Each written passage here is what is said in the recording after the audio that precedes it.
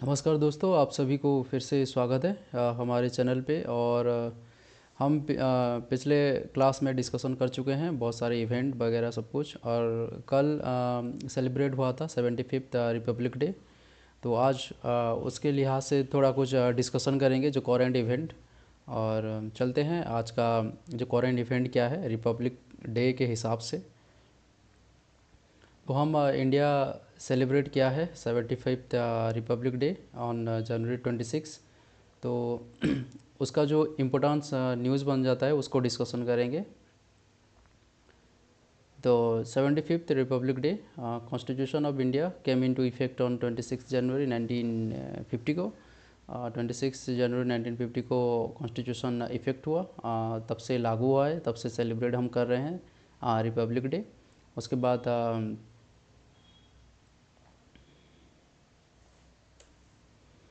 उसके बाद जो थीम था इस साल ट्विन थीम्स था, दो थीम्स था, विकसित भारत एंड भारत लोकतंत्र की मातृका।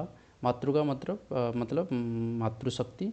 और इस रिपब्लिक डे में जितने भी पैरेड में पार्टिसिपेट किए थे वो वुमेन थे, तो इसलिए लोकतंत्र की मातृका ये वेरी इंपॉर्टेंट बन जाता है। लोकतंत्र की मातृका जो थीम था, और एक थीम था विकसित भारत।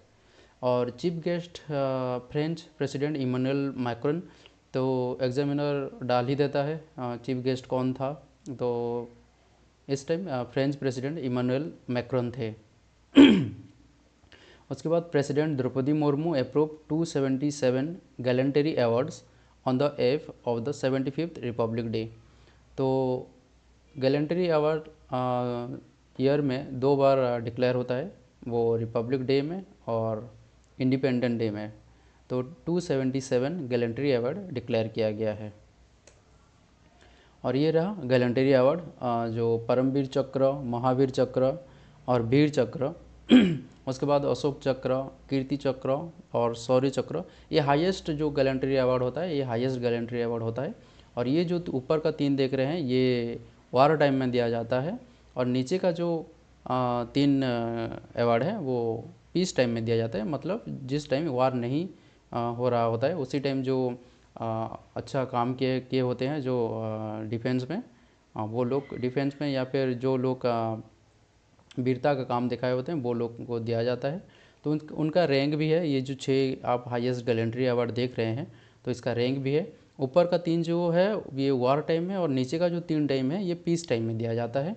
तो अगर इसका रैंक हम अगर डिसाइड करेंगे तो परमवीर चक्र फर्स्ट आता है, उसके बाद अशोक चक्र आता है, फिर महावीर चक्र आता है, फिर कीर्ति चक्र, फिर वीर चक्र, फिर शौर्य चक्र आता है। इसी हिसाब से आप डिसाइड करेंगे और इसका रैंक का क्या ऊपर से नीचे होके रहता है। तो आप ऐसे ऊपर तीन देखेंगे तो तीन 1 2 3 होके नहीं होता है, उसका रैंक परमवीर चक्र होता है, अशोक चक्र, उसके बाद महावीर चक्र, कीर्ति चक्र और वीर चक्र होता है, उसके बाद शौर्य चक्र होता है। थोड़ा डिस्कशन कर देते हैं उसका स्टार्टिंग पार्ट, वो जो गैलेंट्री अवार्ड का। After independence the first three gallantry awards namely Paramvir Chakra, Mahavir Chakra and Vir Chakra were instituted by the government of India on January 26 1950 को। तो फर्स्ट टाइम के लिए 1950 जनवरी 26 1950 को डिसाइड हुआ था, एक इंस्टीट्यूशन बनाया गया गैलेंट्री अवार्ड देने के लिए। तो वो था परमवीर चक्र, महावीर चक्र एंड वीर चक्र। Three more gallantry awards, Ashok Chakra Class 1, Class 2 and Class 3 were instituted by the goal on January 4, 1952। और ये जो अशोक चक्र था तो इसको डिवाइड किया गया था क्लास 1, क्लास 2 एंड क्लास 3 में डिवाइड किया गया था। फिर बाद में ये अवार्ड को जनवरी 1967 इसको फिर चेंज किया गया अशोक चक्र, कीर्ति चक्र एंड शौर्य चक्र। उसके बाद this gallantry awards are announce twice in year, जैसे कि मैंने बोला दो बार अनाउंस होता है, first on republic day and second in independence day. For the first time ever the 2024 republic day parade will witness over 100 women artist playing Indian musical instrument. तो इस पैरेड में सारे जो इंडियन म्यूजिकल इंस्ट्रूमेंट भी हो गया और भी जितने पैरेड में पार्टिसिपेट किए थे और जो पायलट भी जो ऊपर जो रॉकेट से आके, फाइटर प्लेन से आके जो फूल बरसाते हैं, वो लोग भी वोमेन ही थे। और इस time 100 women artist playing Indian musical instruments. It will also witness the maiden participation of an all-women tri-service contingent marching down the कर्तव्य पथ। जो कर्तव्य पथ होता है जहाँ पैरेड करते हैं, वहाँ पे जो ट्राई सर्विसेज मतलब जो आर्मी, नेवी एंड एयरफोर्स, उन्हीं का जो वुमेन जो फाइटर थे उनको पार्टिसिपेट किए थे कर्तव्य पथ में पैरेड करने के लिए। Women pilots will also enthrall the audience during the fly past representing Nari Shakti. अभी जैसे मैंने बोला पायलट भी यहाँ पे जो वुमेन ही थे इस time. The contingents of the central arm police force CAPF will also consist of only women personnel. जो सेंट्रल आर्म पुलिस फोर्स थे वो भी वुमेन इस टाइम पार्टिसिपेट किए थे। उसके बाद फ्रेंच जो प्राइम मिनिस्टर थे वो चीफ गेस्ट थे, तो उस लिहाज से भी बहुत न्यूज़ बन जाता है वो कहाँ कहाँ गए थे, क्या क्या बायलैटरल सीरीज हुआ, तो उसको थोड़ा डिस्कशन करते हैं। PM Modi holds a bilateral meeting with French president Emmanuel Macron at Jaipur in Rajasthan. तो उसके बाद वो राजस्थान गए थे, जयपुर, तो क्या कुछ डिसाइड हुआ, क्या कुछ वहाँ पे न्यूज़ बनता है, उसको डिस्कशन करते हैं। Jaipur's Jantar Mantar is a collection of 19 astrological instrument established by Rajput King Savai Jai Singh.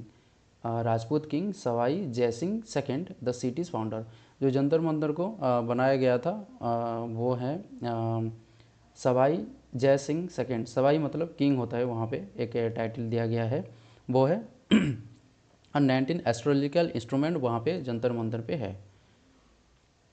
और ये एक यूनेस्को हेरिटेज साइट भी है। इन 1737 द मोनूमेंट वाज कंप्लीटेड। 1737 को मोनूमेंट कंप्लीट हुआ था। यहाँ पे जैसे लिखा हुआ UNESCO world heritage site with largest stone sundial in 2010।